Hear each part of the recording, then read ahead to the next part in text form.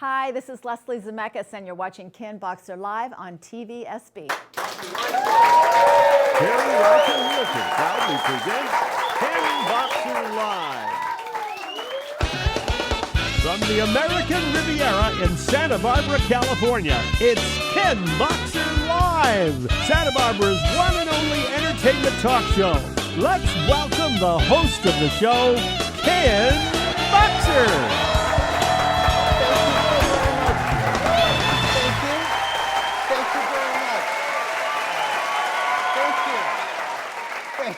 Thank you so very much.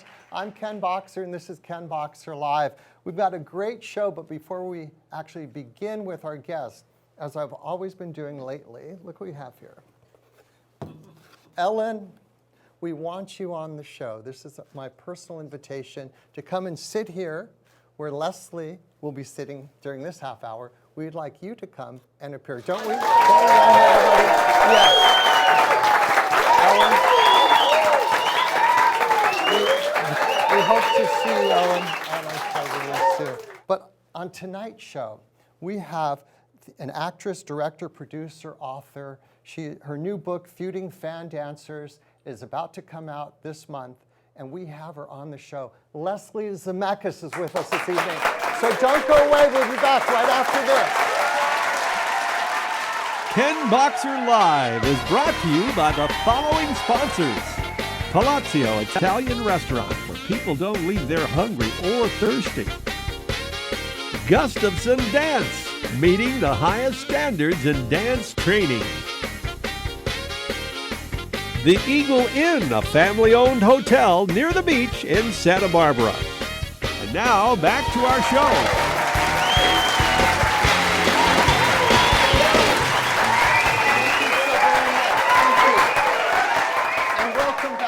Joining us tonight is the actress, producer, director, and author Leslie Zemeckis. Leslie's new book, Feuding Fan Dancers, is being released this month. So let's now welcome the very talented Leslie Zemeckis. Thank you. Thank you. So, quick before, since you have, can you bring Ellen out for a second? Okay.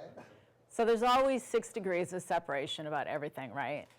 So Feuding Fan Dancers is my 3rd book, but my first book is Behind the Burly Q, which is about the history of burlesque. So I wrote that book, I did a movie on it, a documentary, and after that, a woman named Darty Minsky, who was very famous burlesque stripper, she married Harold Minsky, you know, of the movie and, you know, all that kind of stuff. She came to me with a box of letters and pictures and stuff. She said, you have to write the book about my sister, Lily Sincere, who was a very famous stripper. And I was like, no. Yes, I did, whatever. The 6th degree, you know, actually, okay. You know, a bestseller. It was great. But then after the book came out, I was Googling around, as I still do research on Darty, Lily's sister, and Ellen had her on just a couple months afterwards to teach her how to strip or to teach her how to do a dance.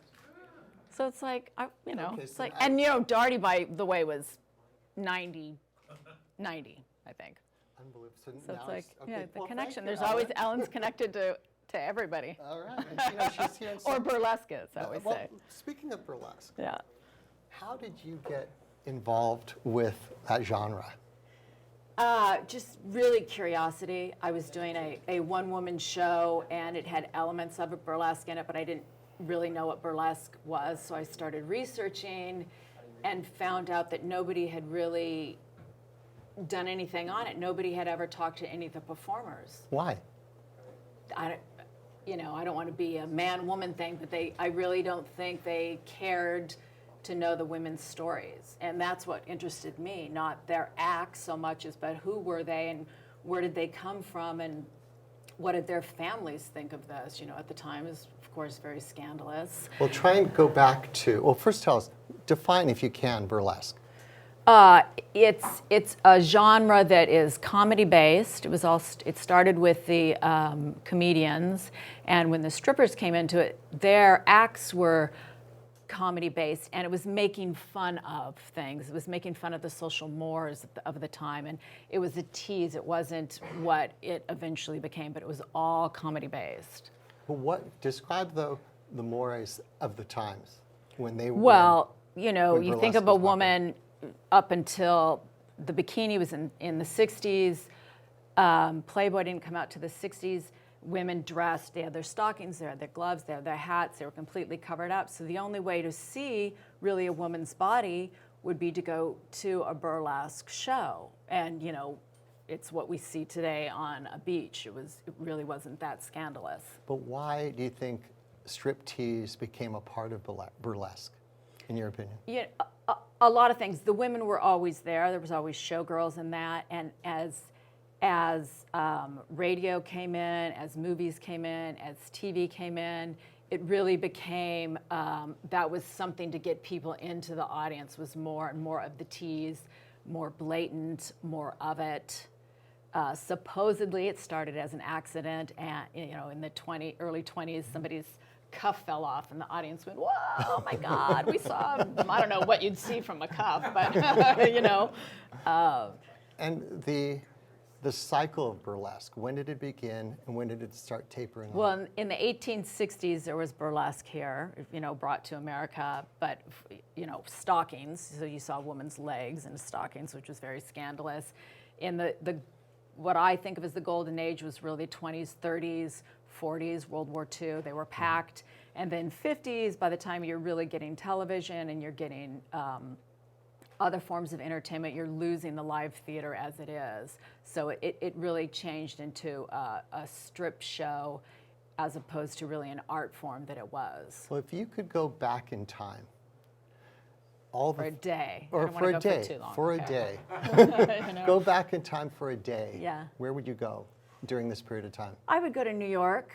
I talk about, you know, this book is showgirl based, so it's different. It's not burlesque, but they were on at the same time. So the height of the showgirl also was the 30s. And Louise Brooks, who was, she worked with one of my ladies in the thing. She said Manhattan was the place to be in those days.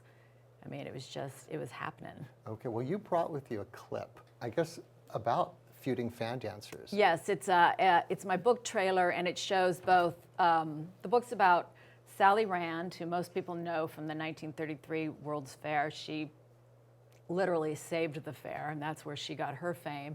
And Faith Bacon, who was also doing the fan dance really on Broadway. We don't know about her as much today, but she was hugely famous. Okay, well, let's so watch.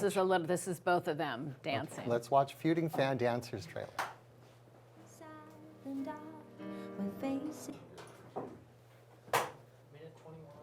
The dancers of masks. They hide and they laugh, and they pull at your dream till there's no sign of chance, no sign of me.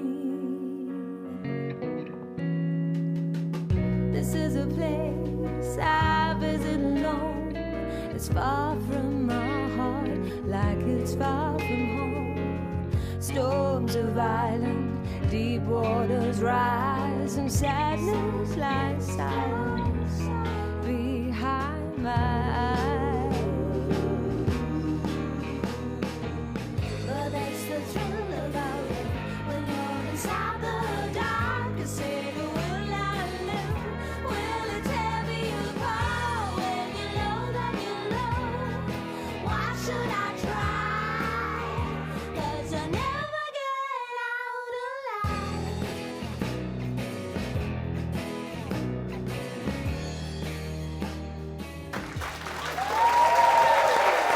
Leslie Zemeckis, everybody. So their gimmick, because like Gypsy Rose Lee says, you have to have a gimmick, was they worked with fans. Now Sally was 5 foot tall, barely, and Faith was 5'6" or 5'7", and they worked with 7-foot fans, and those things are heavy. What was the feud between them? Who started the dance first, and did one steal it from the other? Did they take it to their grave, or did it ever get resolved? I resolve it with all my little research. Really kind of astounding, yeah. Yeah. Well, what fascinates? But it was public. I mean, Faith sued Sally actually, saying I'm the first, and you And know. what happened? Read the book. What fascinates you about this feud? Why was it so important to you to get it out? The feud wasn't what fascinated me. Their lives fascinated me, and then I stumbled upon the feud. I had interviewed Sally's son, Sean Rand, many, many times for Behind the Burly Q, and I knew Faith's story, and her story fascinated me, and because they were at the same time doing the same thing, I knew there had to be something, and then, you know, I've researched it for about 5 years or plus. I came upon this very, you know, public feud that they had.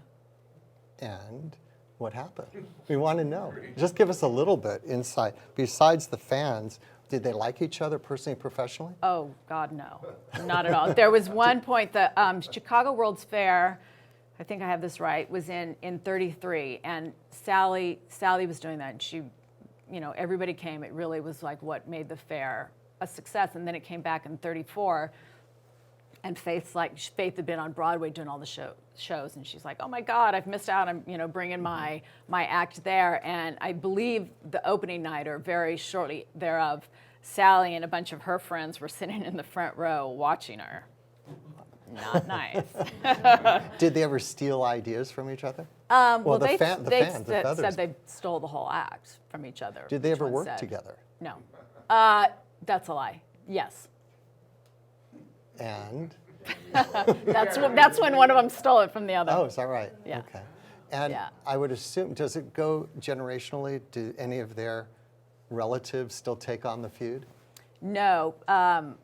Faith's, I did find a direct relative of Faith's, and he had been wanting to write her story, but then when he read my books, he was like, you obviously, I mean, he didn't commission me to do it, I just happened to find him, and he gave me what information he had and led me different places, but I think the feud wasn't the driving thing for people wanting to know their story, but that's definitely... Why do you think burlesque stopped?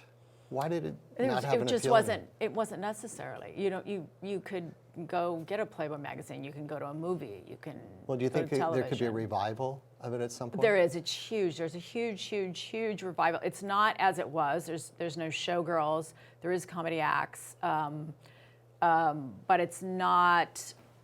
It doesn't have the industry behind it that it did in its heyday. And the showgirls also.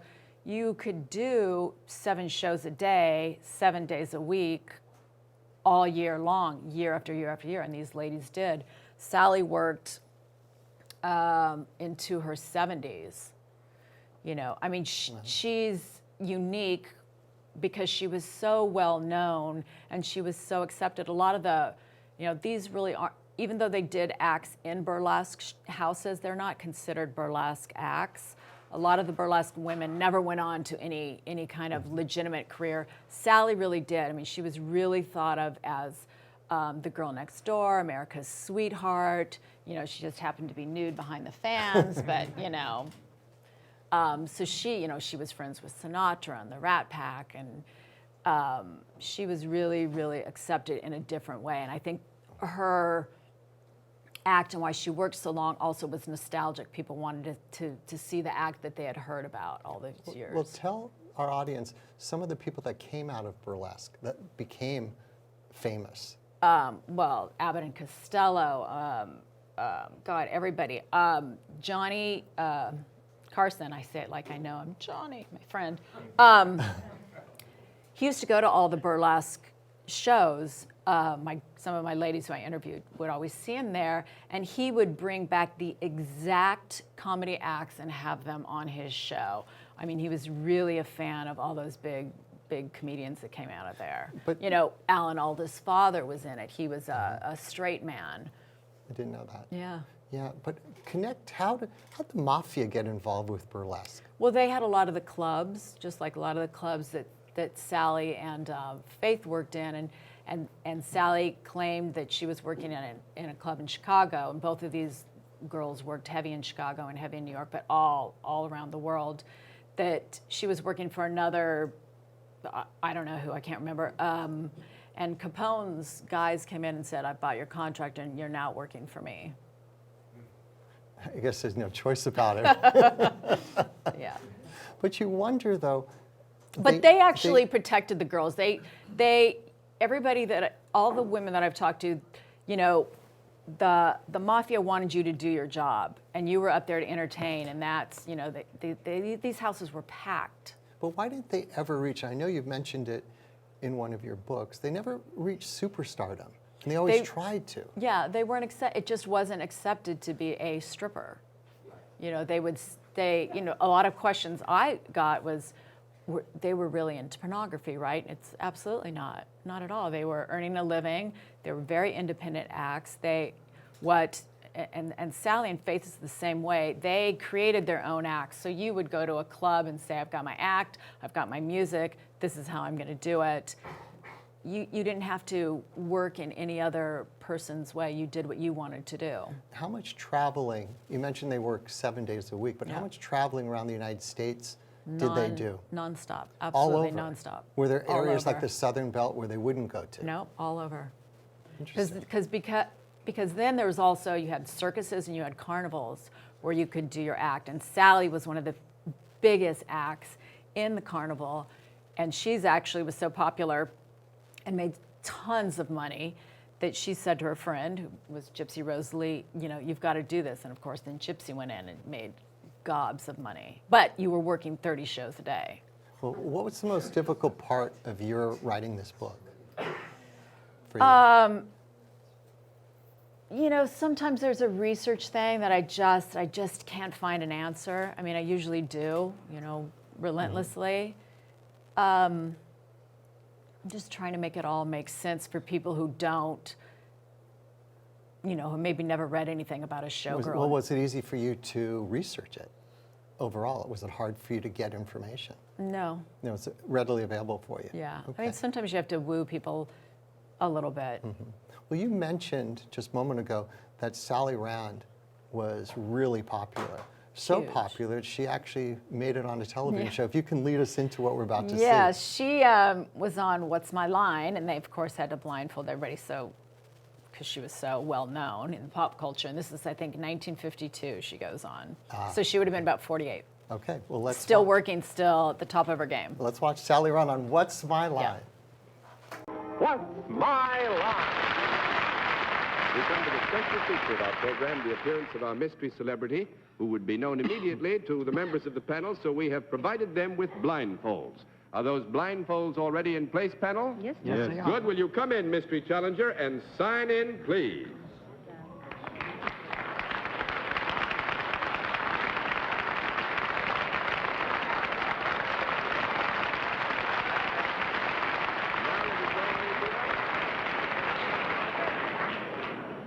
All right, panel, you know in the case of our mystery challenger, we always get right down to the general questioning, which we will begin with Mr. Bennett Cerf. Well, our usual first question from mystery guest is, have you anything whatever to do with the entertainment business? Yes. Are you a lady? Well, that's a lady, you said? Yes. Well, that has been questioned upon occasion, but I am of the feminine gender. Well, that was what I was driving at. I take it you're a lady, too. Then you perform mostly with music, do you? Or anyway, in this particular play that you're in now? Yes, Would you be considered a dancer? I think so. Do you sing? Sometimes. But you're primarily known for your dancing? I'm not so sure. We must say it has played a very prominent part in our guest's career. Have you traveled around the country a good deal? Yes. Have you been known for the extravagance and amusing nature of your costumes? No. Well, this is an area in which I'll have to yield to feminine description. That makes it 2 down and 8 to go, Mr. Lewis.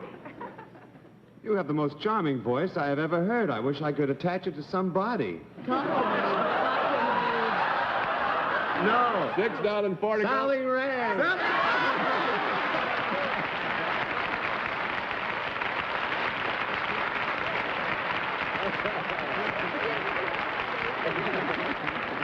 Miss Rand, thank you so much for coming, giving the panel such a rough time. Would you go over and say goodnight to them? And it's been good to have you as our guest. Thank you and good night.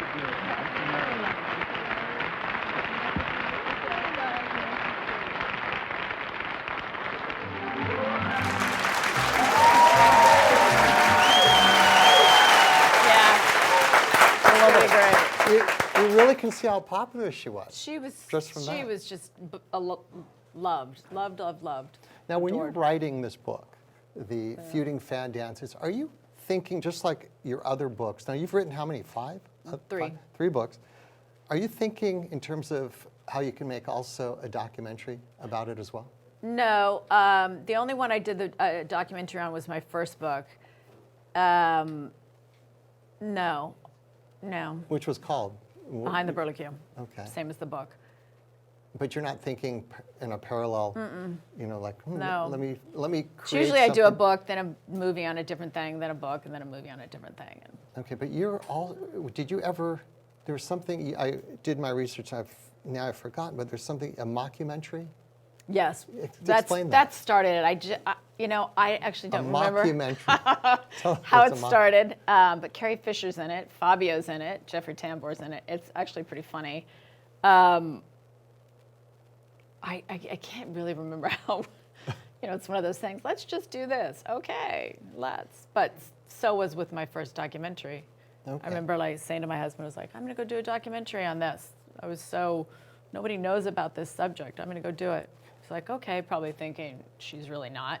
2 years later, after flying all over the country, interviewing just gobs of people. I'd be remiss to not mention that your husband is Robert Zemeckis. Of course, the director. Is there more to the story that we don't know, that you couldn't put in the book? No. It's all there. Will there be a sequel to this book in any way? No, they do die at the end. Okay, but what about, but Burlesque, as you said, lives on, so will there be, now, a lot of your books, They've all come out of the same, it's the same era. world, but Exactly.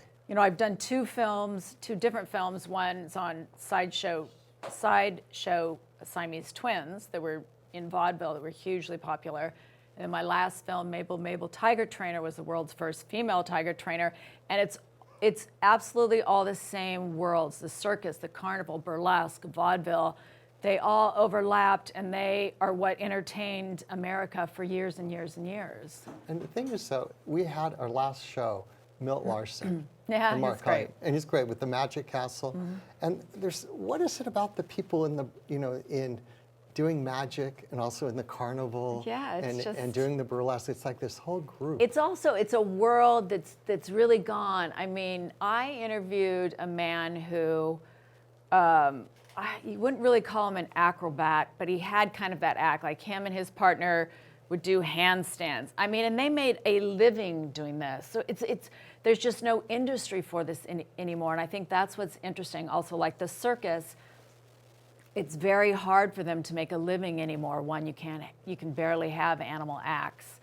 So I think there's this fascination with this type of work that is gone, that we just won't see again in that form. And what aspect of burlesque did you find and have you found to be the most fascinating in your research of burlesque? I think what a big industry it was. I had no idea how it really informs all our entertainment today. From, like I said, the Johnny Carson show. Saturday Night Live is a perfect example of a burlesque show. Well, what's the burlesque? You mentioned it early on in the show. What's the burlesque we're seeing now? Because I'm certainly not familiar with it. What's Anything out there that's now? comedy. Saturday Night Live is pure burlesque. It's commenting on social mores. It's broad, over the top. It's making fun of things. I don't know if anybody saw the cold opening recently with Matt Damon. That is completely burlesque. Hysterical. Yeah. Hysterical. And that's what burlesque is. But so burlesque then hasn't really died except for the It's the just stripper. morphed into a different thing. Exactly. I mean, there's no burlesque shows at a theater, or there's not this big, huge circuit where you knew that you could always work in a theater week after week after week. You know what I would like to see? Why aren't there any more fan dancing, or is there? There is. Where? In burlesque shows today, but they're just, there's a lot of burlesque festivals. There was actually something at the Libero here a year or two ago, a burlesque show. So there's just not the big of an industry, but there's a huge following around the world.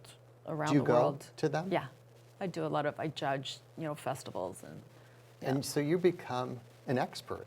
I mean, you're looked at as somebody who's a researcher and an expert in this field.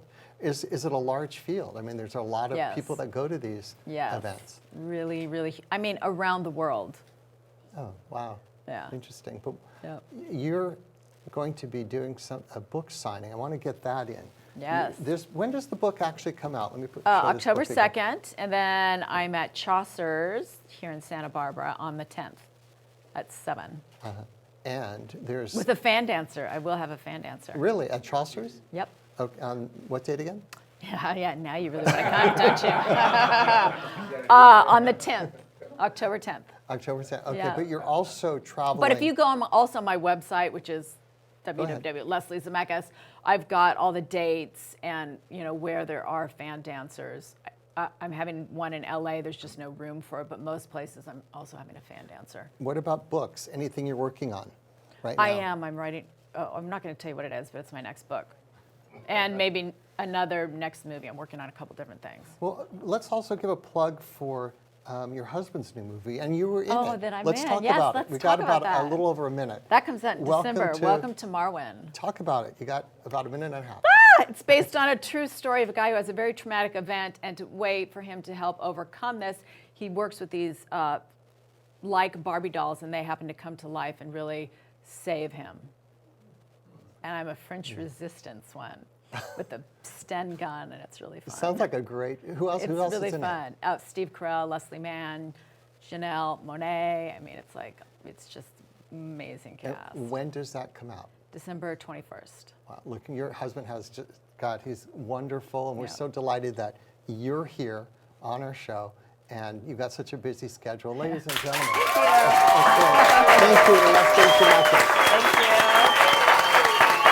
Thank you so very much. All right, well, that's it for another edition of Ken Boxer Live. So for my guests, Leslie Zemeckis, and my director, Nick Freddy, and the entire KBL crew, I'm Ken Boxer, and good night, everybody, to you and everybody here. Ken Boxer Live is brought to you by the following sponsors.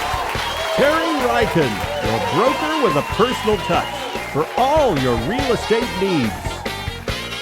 Gustafson Dance, meeting the highest standards in dance training.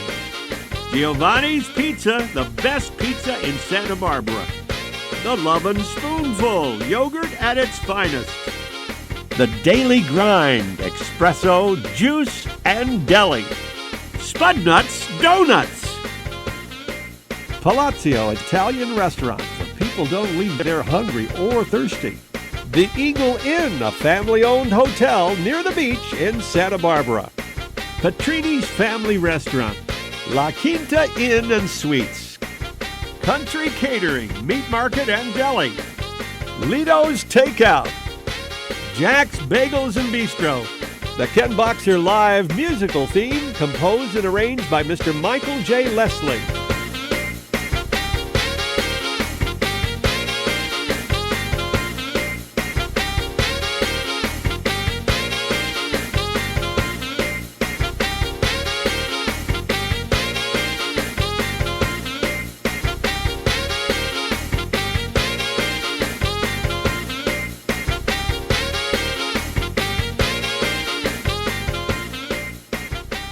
From all of us at Ken Boxer Live, I'm Baron Ron Heron. Good night, everyone.